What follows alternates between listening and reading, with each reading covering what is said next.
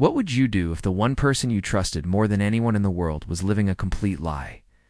It started for me with a single notification, a pale blue light from her phone screen at 2:17 a.m., illuminating the ceiling of our Chicago bedroom. She was asleep, a picture of innocence. But that tiny, insistent buzz was a crack in the foundation of my entire world. I didn't move. I just watched it, feeling a cold dread creep up my spine. I knew, even then, that if I reached for that phone, nothing would ever be the same again. My hand trembled as I finally did. If you genuinely enjoy our stories, please subscribe to the channel. Tell us where you're from and what time it is right now. It's always fascinating to know how far our story flows. For 10 years, Jessica was my everything.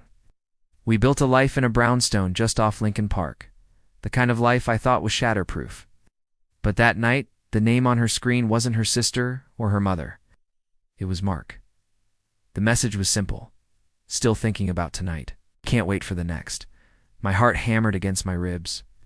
It felt like a physical blow, knocking the air from my lungs. I placed the phone back on the nightstand, my movements slow and deliberate, as if handling a bomb. My wife, my Jessica, was a stranger sleeping beside me. The humiliation was instant and absolute.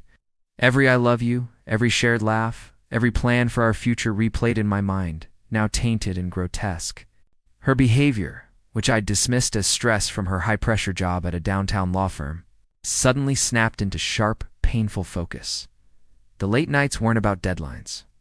They were about him. A sudden obsession with her appearance, the new, expensive lingerie she never wore for MIT, was a checklist of cliches I'd been too blind to see.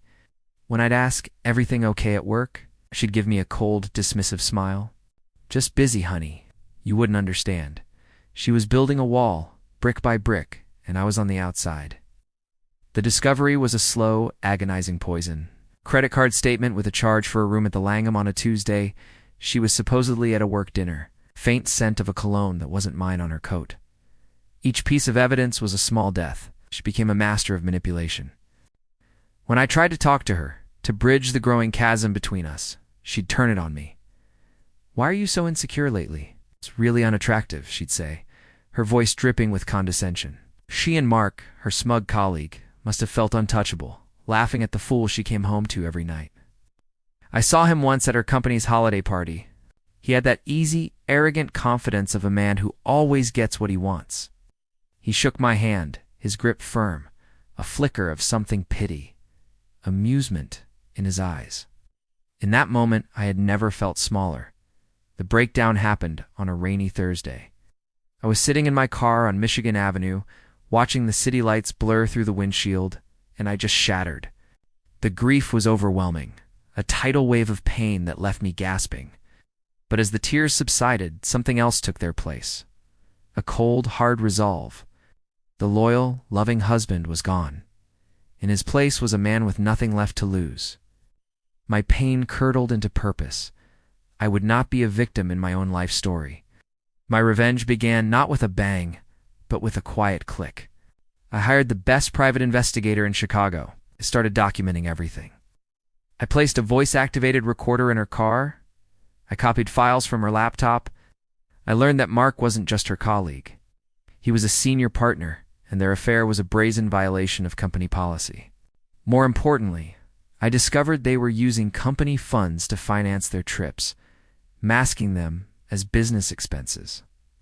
They were arrogant, but they were also sloppy. I gathered every text, every email, every hotel receipt. I built my case with the meticulous precision of a watchmaker. The trap was set. Jessica's parents were celebrating their 40th anniversary with a huge party at a lavish event space in the Gold Coast. Her entire family, her friends, her influential colleagues, everyone would be there. It was her world, the world she valued more than anything. Legally, I had already filed for divorce, citing adultery and providing my lawyer with an ironclad mountain of evidence, including proof of her embezzlement with Mark. The papers were timed to be served to her the Monday after the party, but the social destruction that was for me to deliver personally. The night of the party, I played the part of the doting husband. I smiled, I mingled, I toasted her parents. Jessica was radiant, basking in the attention, holding my hand as if we were the perfect couple. She had no idea she was a dead woman walking. When her father invited me to say a few words, I walked to the microphone. The room fell silent. I looked directly at Jessica, my face a mask of calm. "I have a question for my wife," I began, my voice steady. "Jessica, I just need to know one thing. Was it worth it?" Confusion flickered across her face. "What are you talking about?" She laughed nervously. I didn't smile. I pulled a small stack of photographs from my jacket pocket, crystal clear images of her and Mark. Kissing in a hotel lobby, entering a room together, laughing over dinner. I let them fall from my hand, scattering on the floor in front of the stage. A collective gasp rippled through the room. Her mother's face went white. Her father stared, his expression turning to stone. Was destroying our marriage, your career, and your family's reputation for him? Was it worth it? I asked again, my voice echoing in the stunned silence. Her world didn't just crack. It disintegrated. The whispers started, turning into a roar of judgment.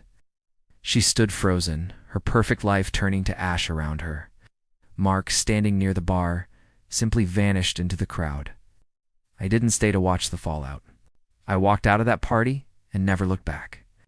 The divorce was swift and brutal. She lost everything: her job, her reputation, her family's support.